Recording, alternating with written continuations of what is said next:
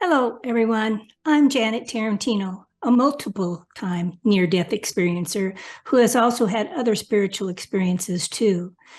But back then, I didn't know what these events were because it was before I had heard anything about near-death experiences.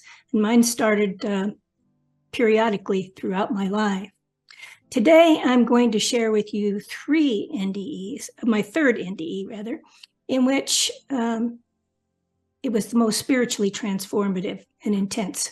And I'll touch on 2 other important moments that are included in the storyline as well that relate to this one. But it creates a magnificent spiritual picture that was created by God, my entire story. So let me tell you a little bit about myself. I worked at a large snack food company in a long-time career as a network coordinator. So basically, my job was analyze, coordinate, and implement. So that's a little bit about me. Now, before I start, I would like to also mention that because I grew up Christian, I refer to God as a male fashion. But the God I know is not a he or a she. He is an energetic light of love made of the purest unconditional love that can't be imagined in this world. Seriously, that kind of love, it is so overwhelming. It makes a person want to weep with joy and return the love in kind. God is the very fabric of the universe.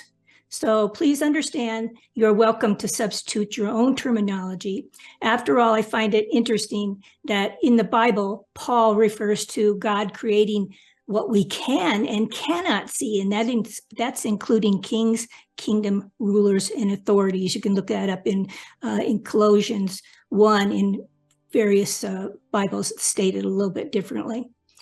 But this makes sense since the studies of near-death phenomena find that people from other faiths report the same loving light. So I believe this is God that's creating all of these factions, but as long as it's a love-based faith. The passage I'm referred to, like I said, you can find is in Colossians 1. Now let's go to my third NDE, which, like I said, was the most spiritually intense.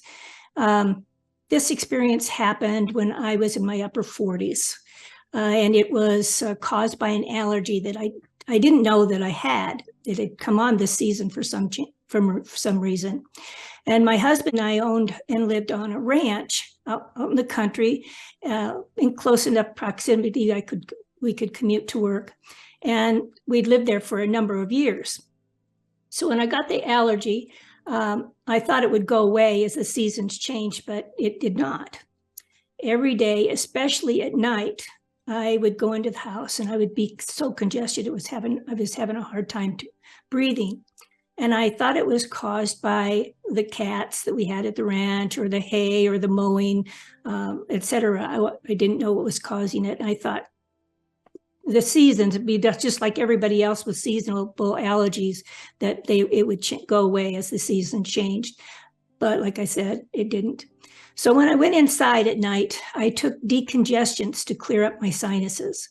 However, one night the congestion was extremely bad. It was worse than usual. So as I got ready for bed, I took another decongestant and this night I propped 3 pillows on top of each other so that my body would be at a 45-degree angle, because I slept on my back with my tummies over my hands over my tummies. And so it was ultra hard to breathe. I couldn't sleep very well on my side, but with the 45-degree angle, I felt I could breathe better. But during the night, after we fell asleep, my chest started to hurt. And I didn't have the energy to sit up and gasp for air. So I reached for my husband and to get help.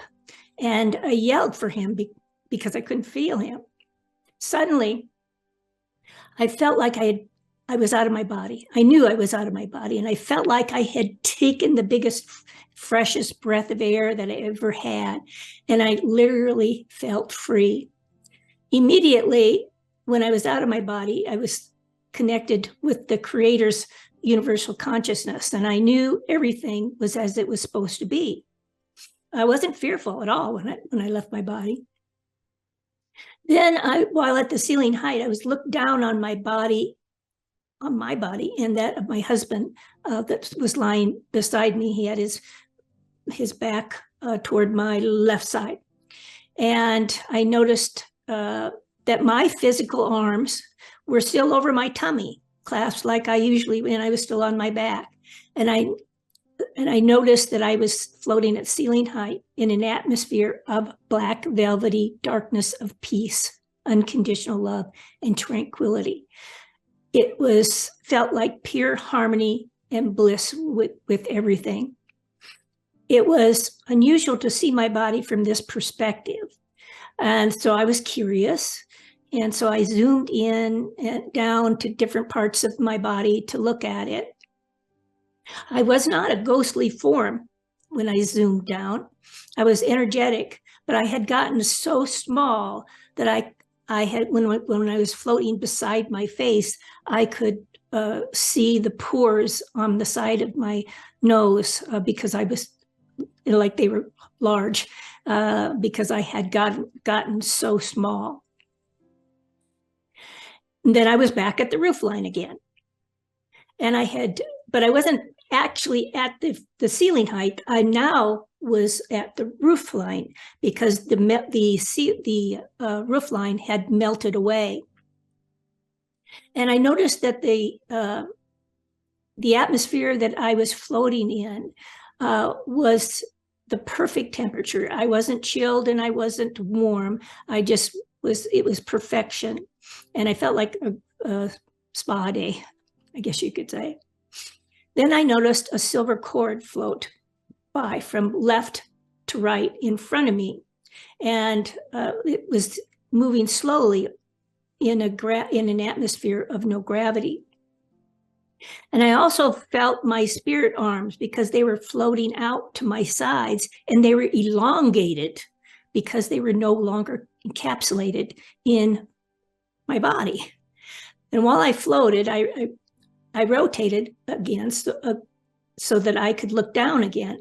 And when I changed positions, I noticed a ball of light approaching from the right of where my body would be laying in bed. It would be from the right of the body.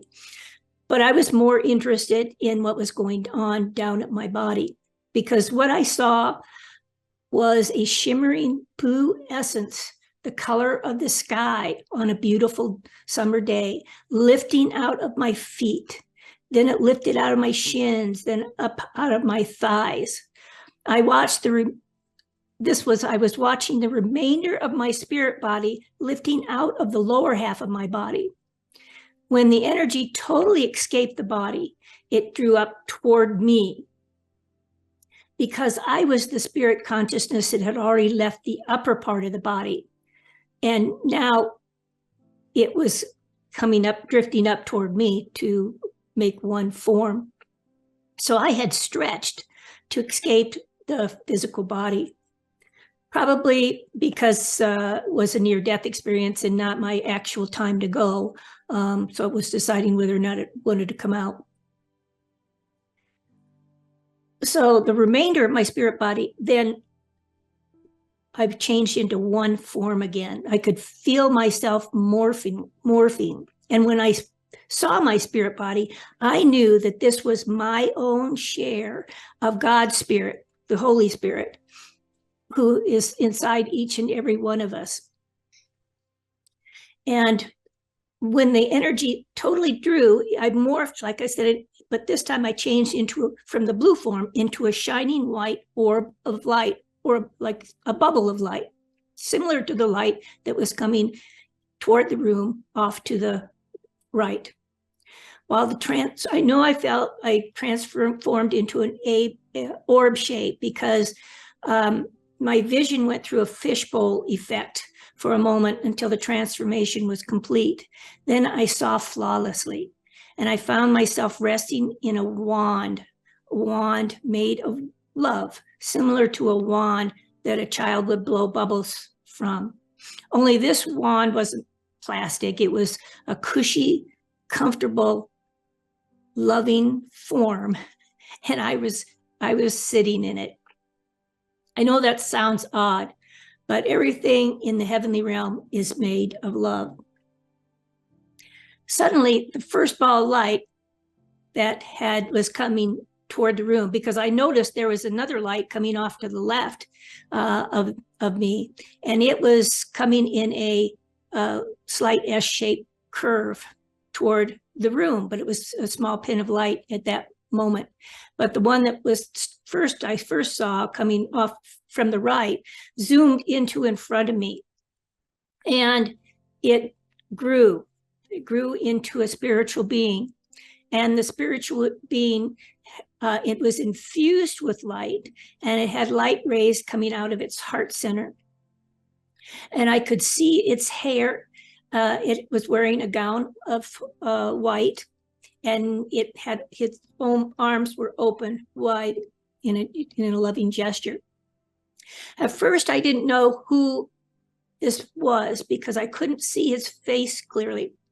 I could see his hair because it was gently blowing across his chin because there was some kind of breeze or something. But I couldn't see his face because the radiating light from around him and from coming from his heart center was so bright, and I was radiating light too. And while the second light was coming forward, it was growing bigger. But then this new form, the first form, who I later find out is Jesus, loved me no matter my successes or failures. And there was no way we can imagine just how much the Creator loves us. And this is the same for every one of us. Now, the ball of light was coming forward, getting bigger and bigger. And then Jesus held his hand out to me, and he told palm up in a gesture of come take my hand. And my first thought was of my daughter Gina. I wondered how she would take my death. And he answered my question without me having to ask, because he knew my thoughts. And he said she'll be okay. Well, then the light that was coming from the left was now beside Jesus. And I don't know if it was he and God. I mean, God, that was God. That light was alive. It was a living light of pure energy. And it was God is in his entire essence. And then, even though it appeared white, I could feel the rainbow colors coming out of it. And I don't know if God and Jesus both wanted me to reconsider my choice of going to heaven because I wanted to go, or if it was just God. But God reached out his rainbow arms and embraced me, and he held me like I felt my back toward his chest, and his arms were around me this way. And he told me I was perfect in every way. Then he showed me many moving moments of my life and told me these moments matter, understand them. Well, some of the moments I recognized. There's about 10 or 12 videos. I'm not sure how many there were, but they were very interesting. Some I recognized and some I didn't, because some of them have not happened yet. Maybe this was an option point and they wanted me to make the choice to stay. But I was still wanting to go. And so God released me, and then he knew that I still wanted to go. And that was not a life review, but instead the film covers, looks like spiritual moments within my life that I didn't realize that I had. And so the angels came for me because I still wanted to go. And they were white and gold, yellowish gold, radiating energy forms. And they came and they touched my arms. I had morphed again. Then from the orb shape, I had morphed into a white translucent figure of a person, probably me. I couldn't see myself. But I know they touched the backs of my arms above the elbows and lifted me high into the sky. And they lifted me so high into the sky that I could see the land and the houses around the area, the other ranches, and I could see the lay of the land. And then I noticed, because we lived a quarter of a mile off the road, and we had a grove of trees that would block the dust from people driving down the gravel road. And these pin of lights were far off into the distance, and they were just tiny little pins of light coming up the gravel road and toward the house, toward our direction. But yet my attention went there. And even though I was so far away, I could feel like I was in that vehicle. I could see down the road as if I was the driver. I could see behind me as well. I could feel the bouncing of the vehicle as it drove over the gravel. I could hear the crunch of the tires going over the gravel, just like my ear was right next to the tire.